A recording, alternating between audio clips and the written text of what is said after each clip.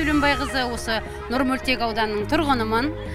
Бүгінгі мынау Түркістан қаласының төтенше жағдайлар басқармасының ұйымдастырып жатқан жұмыстары өте біздің тұрғындар үшін өте пайдалы кеңес деп ойлаймын. Әрине, адамның денсаулығы, адам өмірінің қауіпсіздігін сақтау ол әрбір отбасының, әрбір ата-ананың бірден-бір міндеті.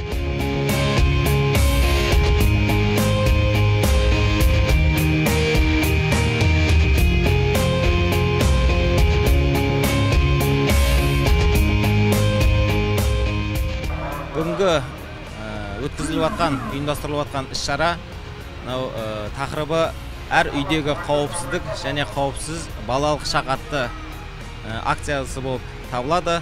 Бұл акцияның мақсаты жасөспірімдерді және кәмелетке толмаған балдарды өрт қауіпсіздігіне ережелеріне баулу және қазіргі таңдағы суға шомылу маусым кезіндегі тыйым салынған орындарға шомылмау және суға шомылу кезіндегі ережелермен түсіндіру болып табылады.